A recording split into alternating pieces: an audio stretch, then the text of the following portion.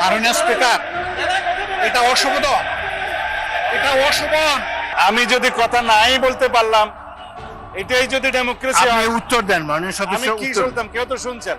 অকার্যকর ও নতজানু পররাষ্ট্রনীতির অবসান ঘটিয়ে আন্তর্জাতিক অঙ্গনে দেশের মর্যাদাপূর্ণ অবস্থান তৈরির বার্তা, জ্বালানি সংকট ও দেশের আইনশৃঙ্খলা পরিস্থিতি নিয়ে উত্তপ্ত আলোচনা।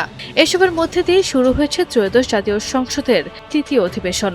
সংসদ অধিবেশন যেদিন থেকে বসা শুরু হয়েছে সেদিন থেকেই তিনি তুচ্ছ তাচ্ছিল্য করে সবাইকে বৃহস্পতিবার বিকেল ৩টায় স্পিকার হাফিজউদ্দিন আহমেদের সভাপতিত্বে শুরু হয় অধিবেশন। প্রথম দিনেই অভিন্ন নদীর পানি বন্টন, মক্কা প্যাক্ট, জাতিসংঘ সাধারণ পরিষদের সভাপতি পদ অর্জন এবং বৈদেশিক সম্পর্ক নিয়ে সরকারি কূটনৈতিক কৌতূহল তুলে ধরেন পররাষ্ট্রমন্ত্রী ড খলিলুর রহমান। এই প্যাক্টটিকে ইতিবাচক হিসেবে দেখছি। এতে যোগদান করার বিষয়টি এখনো আসেনি, কারণ এটা নির্ভর করছে যারা এই প্যাক্টের সদস্য তাদের অভিপ্রায়ের উপর।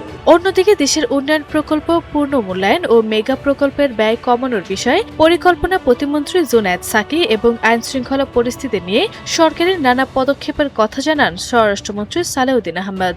আসামি গ্রেপ্তার হয় না সেটা স্পেসিফিক প্রশ্ন দরকার, বলেন, তারপর বলেন। এবং কোথায় ছিনতাই হয়েছে, আসামি গ্রেপ্তার হয় নাই সেটার স্পেসিফিক বর্ণনা দরকার। তবে সরকারের এসব বক্তব্যের প্রেক্ষিতে গ্যাস, বিদ্যুৎ সংকট, মুদ্রাস্ফীতি ও জনদুর্ভোগ নিয়ে সরব হন বিরোধী ও স্বতন্ত্র সংসদ সদস্যরা।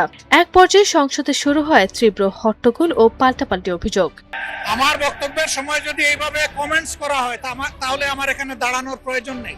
বিরোধী দলীয় নেতা শফিকুর রহমান স্বরাষ্ট্রমন্ত্রীর বিরুদ্ধে বিরোধীদের তুচ্ছ তাচ্ছিল্য করার অভিযোগ তোলেন এবং এজন্য দুঃখ প্রকাশের দাবি জানান। তিনি এমন আচরণকে সংসদীয় ফ্যাসিবাদের রূপ বলেও মন্তব্য করেন।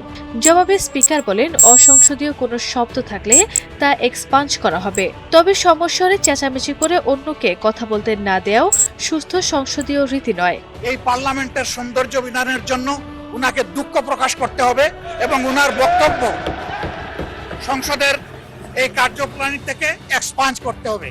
এদিকে আইন শৃঙ্খলা পরিস্থিতি নিয়ে স্বরাষ্ট্রমন্ত্রী জানান, ২০২৫ সালের প্রথম ৮ মাসের তুলনায় ২০২৬ সালের একই সময়ে দেশে খুন, ধর্ষণ ও নারী শিশু নির্যাতন ও মব সহিংসতা এবং সংখ্যালঘু নির্যাতনের ঘটনা কমেছে। তার দেওয়া তথ্য অনুযায়ী ২০২৫ সালের প্রথম ৮ মাসে খুনের ঘটনা ছিল ২৬৬০টি। ২০২৬ সালে তা কমে দাঁড়িয়েছে ২৩৩২টিতে। একই সময়ে মব সহিংসতার ঘটনা ৮৯টি থেকে কমে ৫৬টিতে এবং সংখ্যালঘু নির্যাতনের ঘটনা ১৯৯টি থেকে কমে নেমে এসেছে ৩৬৩তে।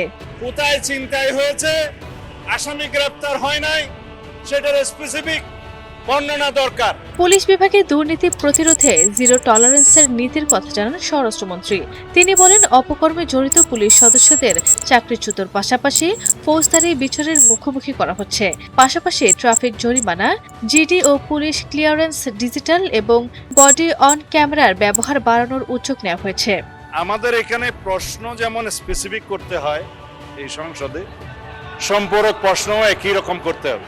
এদিকে নেপালের ভয়াবহ বন্যার প্রাণহানির ঘটনায় সংসদে শোক ও সমবেদনা জানানো হয়। একই সঙ্গে দুর্গতদের সহায়তায় উদ্ধার ও মেডিকেল টিম পাঠানোর প্রস্তুতির কথাও জানানো হয় সংসদে।